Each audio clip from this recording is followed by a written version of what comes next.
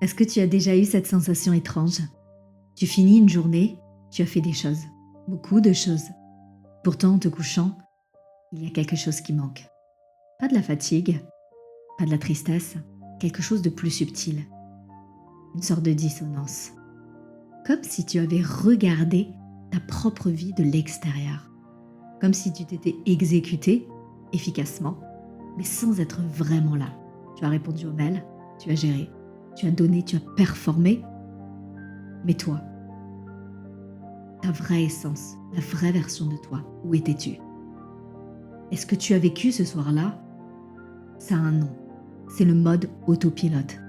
Ce n'est pas un problème de productivité ou un problème d'organisation, c'est une problématique d'identité.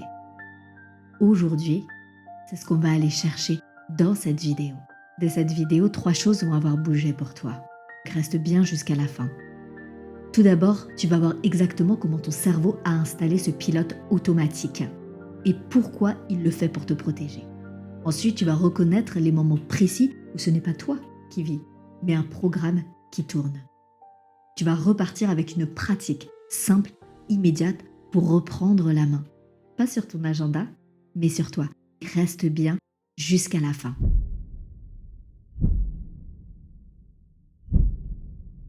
Voilà ce que les neurosciences nous disent. 95% de nos comportements quotidiens sont automatiques. Ils ne passent pas par la conscience, ils passent pas par le choix. Ils s'exécutent comme un logiciel qui est installé depuis longtemps. Pendant que toi, tu crois décider, c'est un logiciel qui est en train d'être activé. La façon dont tu réagis quand on te critique, la façon dont tu te comportes face à l'argent, la façon dont tu entres dans une pièce et dont tu prends la parole, dont tu te contractes juste avant de briller, d'être visible, ce n'est pas toi, c'est un programme. Ce programme, qui l'a écrit? Tu n'as pas construit tes automatismes. Ils ont été installés à un âge où tu n'avais pas vraiment le choix de dire non. Cet espace d'installation, il se situe souvent entre 0 et 7 ans. Ton cerveau est dans un état de réception totale.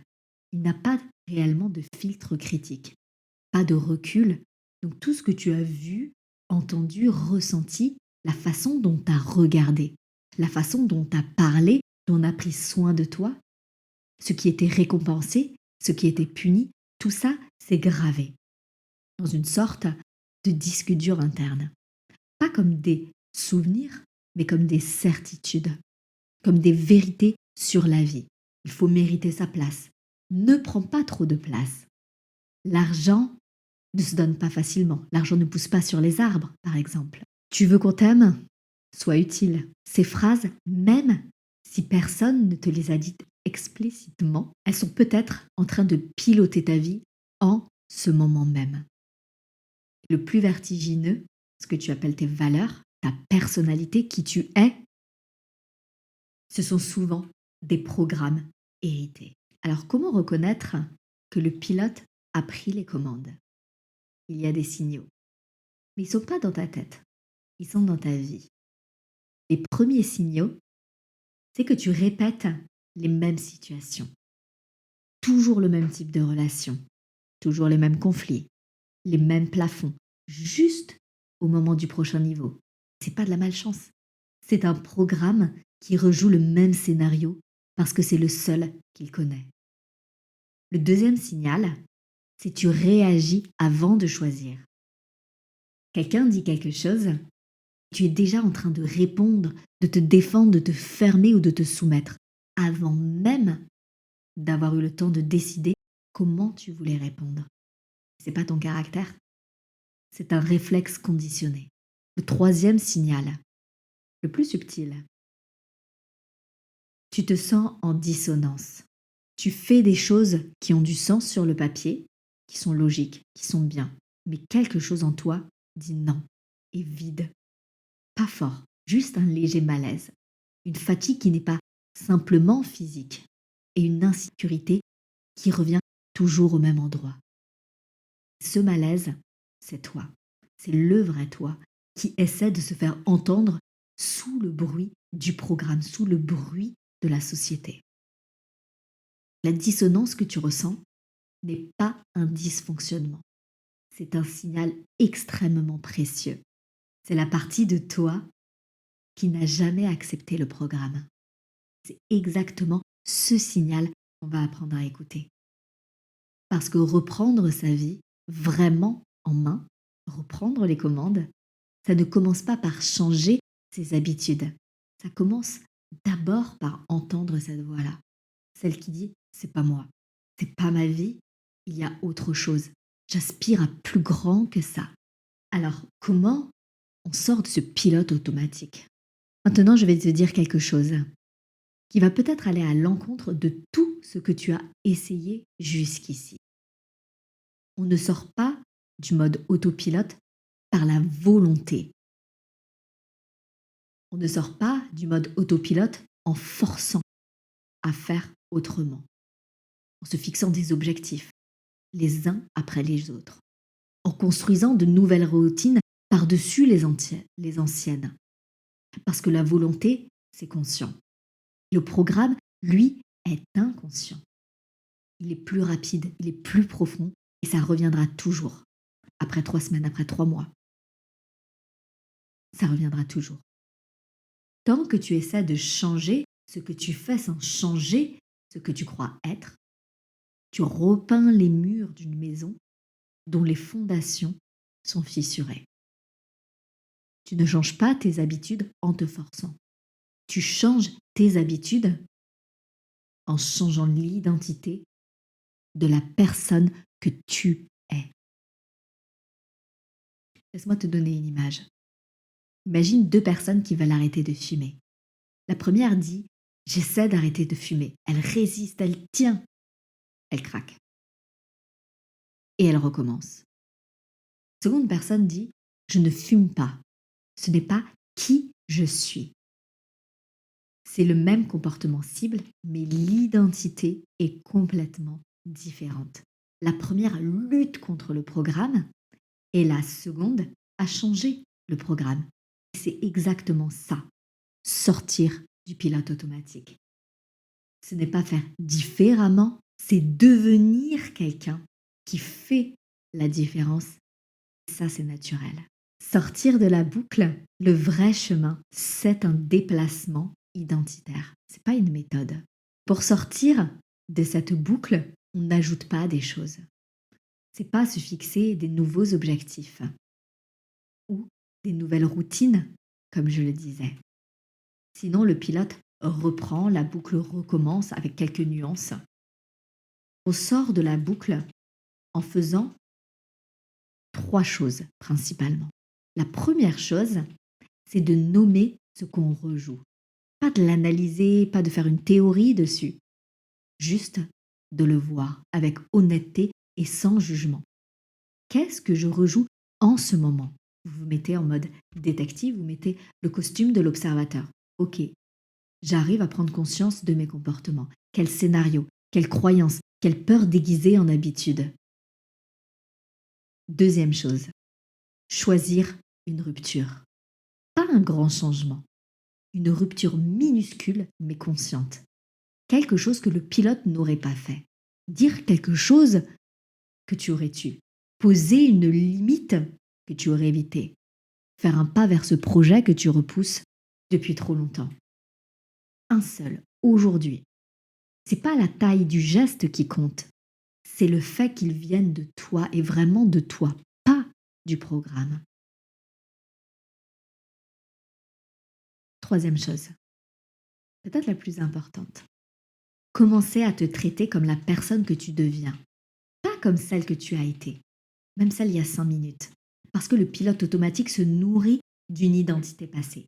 Il rejoue sans cesse qui tu étais, pas qui tu es en train de devenir.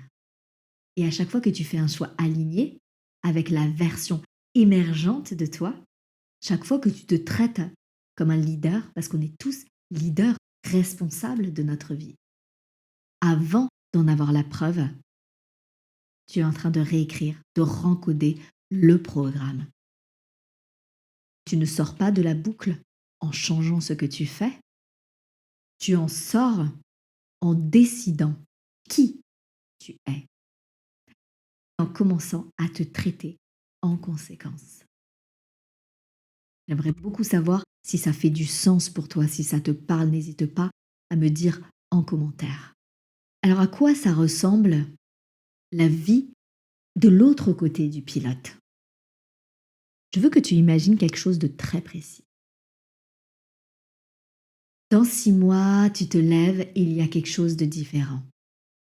Ta vie n'est pas parfaite, tout n'est pas résolu, mais il y a cette présence, cette densité et un sentiment qui peut être difficile à nommer, mais que tu es là, que tu n'es pas spectateur de ta vie. Ce que tu fais aujourd'hui, tu l'as choisi. Que la façon dont tu interagis avec tes proches, avec tes clients, avec tes amis, vient d'un endroit réel, pas d'un rôle. Les gens le sentent.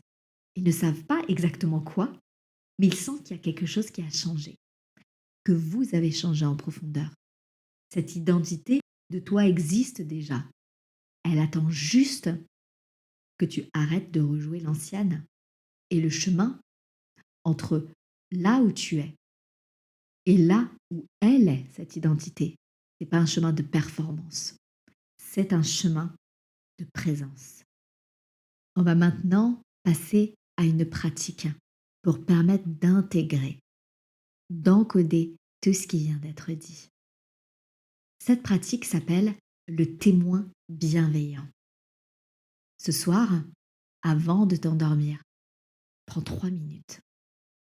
Pas pour analyser ta journée, pas pour voir ce que tu aurais pu faire différemment, mais juste pour observer, comme si tu regardais un film.